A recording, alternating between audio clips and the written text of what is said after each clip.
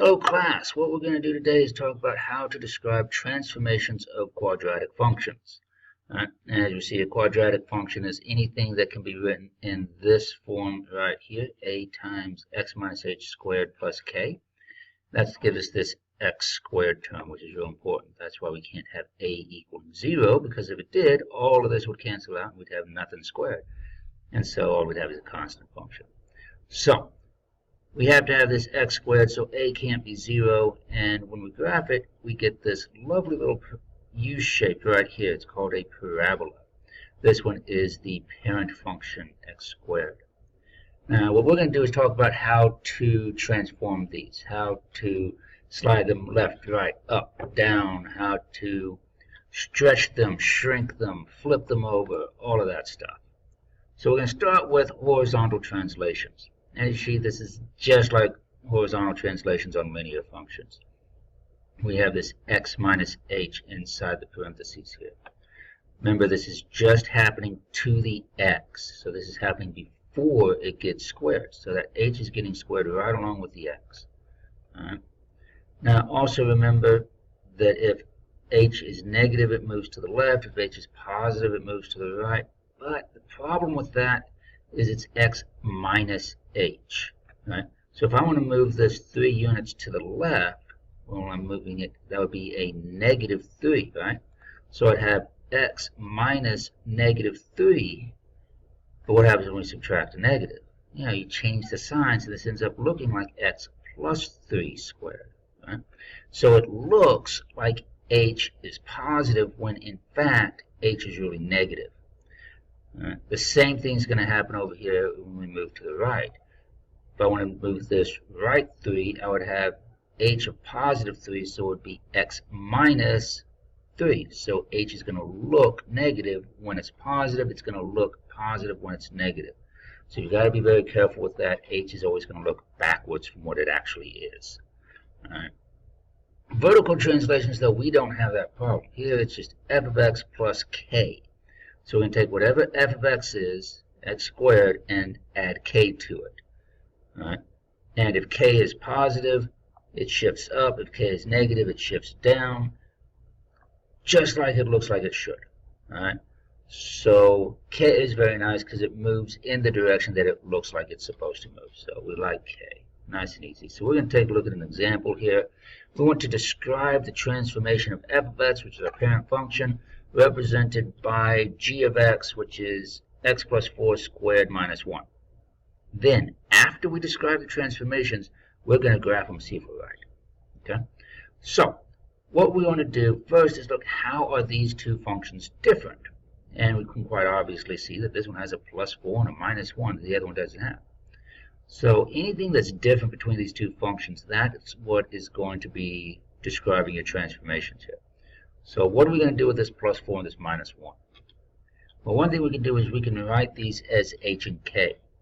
Now remember, h looks backwards from what it is. So this looks like plus 4, which means our h is really a negative 4. Because it's x minus negative 4, which gives us that x plus 4. So h is a negative 4. K, on the other hand, it says negative 1. K is negative 1. So that's nice. What do we do with this? Well, if you remember from what we just saw, if h is negative, that means it's a move to the left. So we're going to slide to the left 4 units, and we're going to slide down 1 unit for k. And we can graph that, and we have it right here. You see, here's our parent function. Vertex right here is 0, 0. Here's our g of x. And as you see, they just took this and slid it to the left 4 units, and then down 1. Right? And that's all it is. Always use the vertex for your slides. That's a nice kind of an anchor point. It's your reference. Use that, move your vertex over it, and then build up from there. So let's take a look at something else. Okay. Here we have reflections. Reflections are really pretty simple. Reflection in the x-axis. This is a vertical transformation, so we have a negative in front of the entire thing. This happens to the entire f of x, so we have negative times f of x, and so it's to the negative to the entire thing. If this was larger, you'd have to distribute that negative in. if you had like x squared plus 2 or something like that. And so we just have negative of x squared. And you see that's just to flip over the x-axis. For reflection in the y-axis, the negative, instead of it happening to the entire thing, it's just negative times x, just to the x, which means you're not going to be distributing it anywhere. It's just negative x. Plug in a negative x. Well, negative x squared, well, negative times negative is a positive. So negative x squared is the same thing as positive x squared. And so we see when you take this and you reflect it over the y-axis, it's right back where it started. It's the exact same thing. So nothing happens. Horizontal stretch and shrink.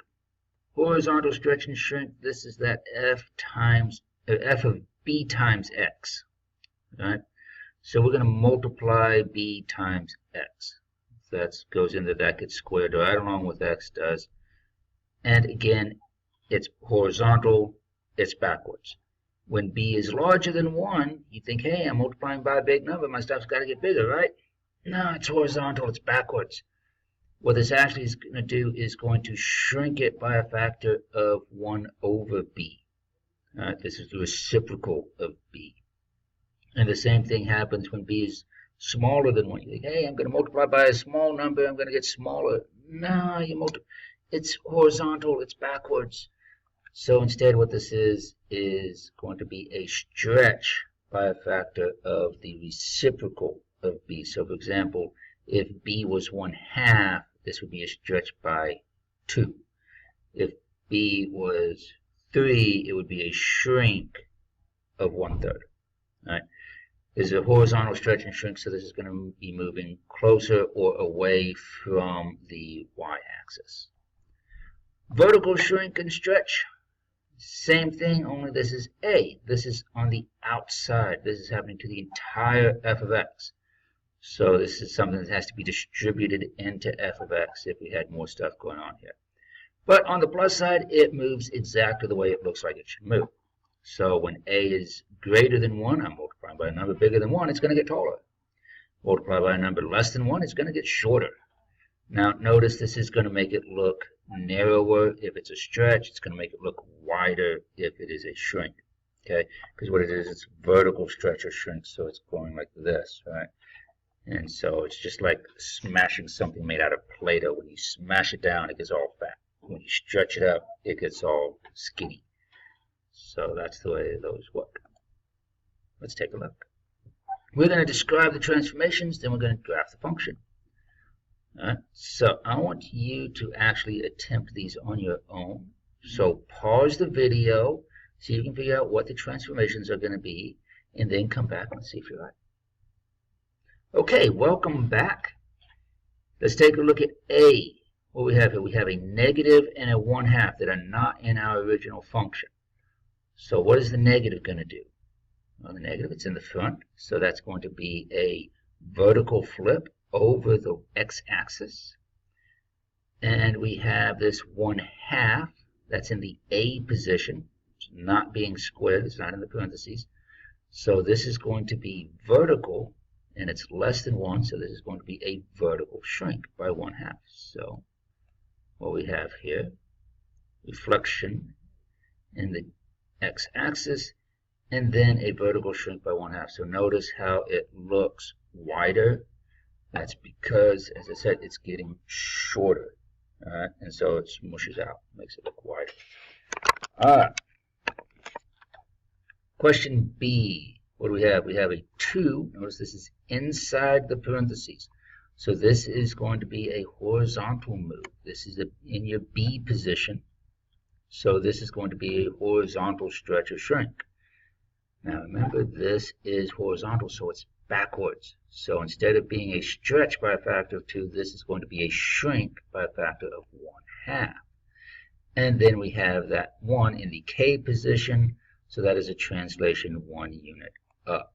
So here we see that it was a horizontal shrink, it got narrower, and then it moved 1 unit up. So it should look like that. Hopefully you got those right. Okay. I want you to try these. We've got 3 more. Pause the video, see how you do.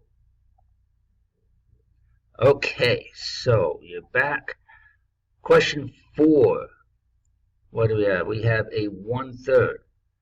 All right. Notice this is inside the parentheses. It's happening to the x, so it is a horizontal move. This is multiplication, so that means it's stretch or shrink. So we have a horizontal stretch or shrink. Which one is it?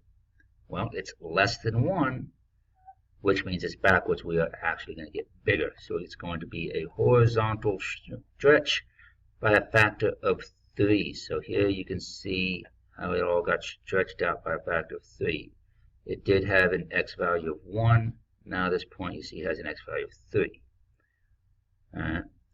And so that is how this works. See, this one here had an x value of 2. Now it has an x value of 3. It is 3 times farther away from that y-axis. So it's 3 times wider. It's a horizontal stretch. Okay, number 5. We've got two things happening. We've got a 3 here, and we've got a -1 inside the parentheses. So there's 3. That's in the A position.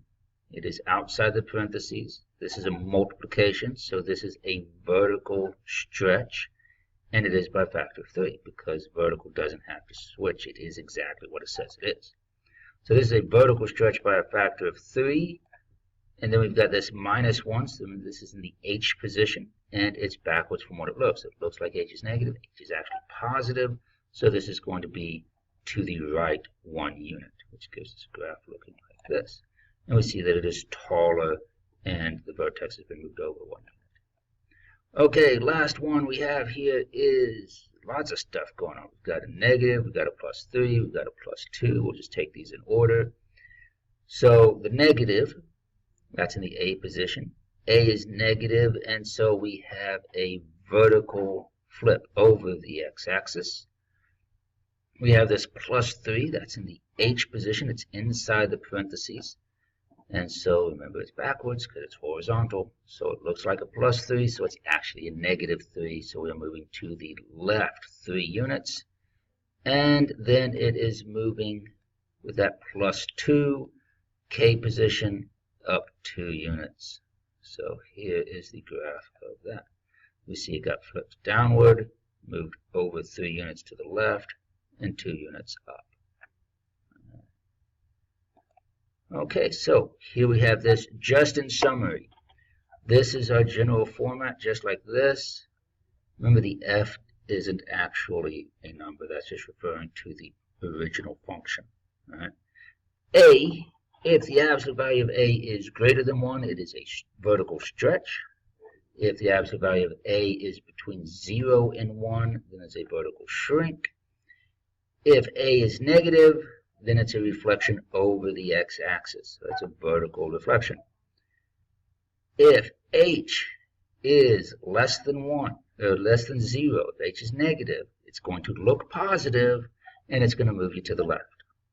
If h is positive, it's going to look like it's a negative, and it's going to move you to the right. Okay.